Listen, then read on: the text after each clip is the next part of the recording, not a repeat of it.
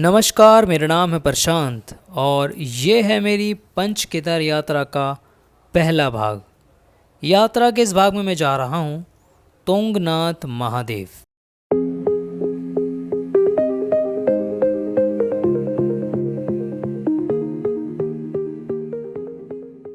ये है देवप्रयाग। देवप्रयाग एक महत्वपूर्ण स्थान है। यहाँ दो बड़ी नदियों का संगम होता है जिनका नाम है भागीरथी और अलकनंदा, और इन दोनों नदियों के संगम से जन्म होता है गंगा नदी का। भागीरथी नदी आती है गंगोत्री से और अलकनंदा नदी आती है बद्रीनाथ से।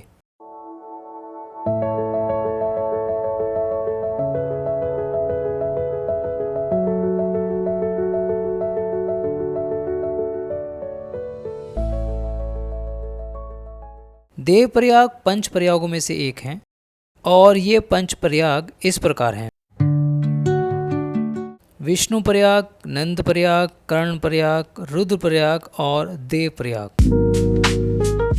जहाँ पर दो नदियाँ मिलती हैं वह स्थान प्रयाग कहलाता है। जैसे देव प्रयाग भागीरथी और अलकनंदा का संगम, रुद्र प्रयाग अलकनंदा और मंदाकिनी का संगम, कर्ण प्रयाग अलकनंदा और कर्ण गंगा का संगम, नंद प्रयाग अलकनंदा और नंदाकिनी का संगम, विष्णु प्रयाग अलकनंदा और धौली गंगा का संगम। इसके अलावा एक और प्रयाग है जो कि सबसे ज़्यादा प्रसिद्ध है और वो है प्रयागराज, जहाँ गंगा नदी और यमुना नदी का संगम होता है। यात्रा के इस पहले भाग में मैं जा रहा हूँ तुंगनाथ महादेव। तुंगनाथ महादेव भी पंच केदारों में से एक हैं और ये पंच केदार इस प्रकार हैं: केदारनाथ, रुद्रनाथ, तुंगनाथ, मध्य महेश और कल्पेश्वर। ये पंच केदार भगवान शिव शंकर यानी महादेव के 5 महत्वपूर्ण स्थान हैं। इन पांचों स्थानों पर महादेव के 5 प्राचीन मंदिर हैं। इन पांचों मंदिरों के प्रति यह आस्था है कि इन मंदिरों में भगवान शिव के विभिन्न अंगों के अंश विराजमान हैं। उदाहरण के लिए केदारनाथ में भगवान शिव की पीठ की पूजा होती है, रुद्रनाथ में भगवान शिव के मुख यानी चेहरे की पूजा होती है, तुंगनाथ में भगवान शिव के हृदय और भुजाओं की पूजा होती है, मध्य महेश में भगवान शिव के मध्य भाग यानी नाभि की पूजा होती है और कल्पेश्वर में भगवान शिव की जटाओं की पूजा होती है। इन पांचों मंदिरों के प्रति यह मान्यता है कि इन पांचों मंदिरों को पांडवों ने बनाया था। इन पांचों मंदिरों का निर्माण पांडवों द्वारा महाभारत युद्ध के बाद का माना जाता है। महाभारत युद्ध के बाद क्षमा याचना के लिए पांडव भगवान शिव को प्रसन्न करने के लिए हिमालय आ गए, परंतु भगवान शिव पांडवों से रुष्ट थे। वे पांडवों को दर्शन नहीं देना चाहते थे, इसलिए भगवान शिव हिमालय से उत्तराखंड के इन पहाड़ों में आ गए। लेकिन पांडवों ने यहाँ भी इनका पीछा नहीं छोड़ा। तब भगवान शिव ने अपने शरीर को 5 भागों में विभाजित कर दिया, जिन्हें आज हम पंच केदार कहते हैं। तो ये यात्रा है मेरी इन्हीं में से एक केदार की, जो कि हैं तुंगनाथ महादेव।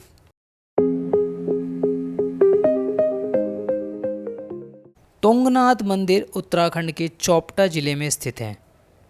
हरिद्वार से चोपटा तक की दूरी लगभग 200 किलोमीटर है और तकरीबन 6 से 7 घंटे यहाँ तक पहुँचने में लगते हैं।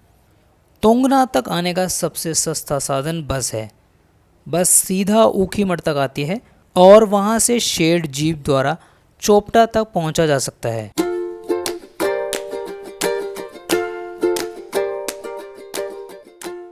जय भोले बाबा, जय भोले बाबा। तो हम आ गए चलो चलो तुंगनाथ यात्रा के बिल्कुल गेट पर और यहाँ से शुरू होती है जय हर Mahadev.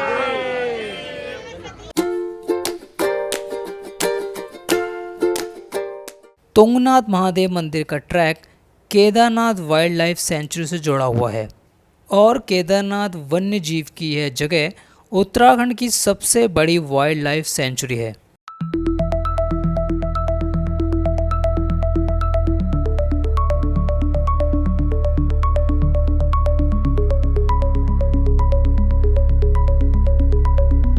Kedarnath wild life sanctuary का क्षेत्र केदारनाथ, तुंगनाथ, मध्य महेश, रुद्रनाथ तक फैला हुआ है। इस सेंचुरी का 40% पहाड़ी हिस्सा हमेशा बर्फ से ढका रहता है। यह क्षेत्र ग्लेशियरों, नदियों, घाटियों और बुग्यालों से घिरा है। इस वाइल्ड लाइफ सेंचुरी में हिमालयन कस्तूरी मृग, बाघ, हिम तेंदुआ, भालू, लोमड़ी और दुर्लभ पक्षियां रहते हैं। तुंगनाथ मंदिर तक जाने का 3 किलोमीटर का पैदल ट्रैक है। तुंगनाथ मंदिर दुनिया का सबसे ऊंचा शिव मंदिर भी है। तुंगनाथ मंदिर की ऊंचाई समुद्र तल से 12,000 फीट से भी ज़्यादा है। इतनी ज़्यादा ऊंचाई पर स्थित होने के कारण यहाँ पहुँचने वाले कुछ श्रद्धालुओं को माउंटेन सिकनेस जैसी प्रॉब्लम हो जाती है। माउंटेन सिकनेस प्रॉब्लम होती है जैसे कि सिर में दर्द होना, उल्टी आना, जल्दी थक जाना, सांस लेने में परेशानी होना आदि। ऐसा इसीलिए होता है कि इतनी ज़्यादा ऊंचाई पर ऑक्सीजन का लेवल कम हो जाता है। इस प्रकार की सिचुएशन से बचने के लिए मंदिर के नज़दीकी मेडिकल कैंप लगा है, वहाँ से निःशुल्क दवाई ली जा सकती है।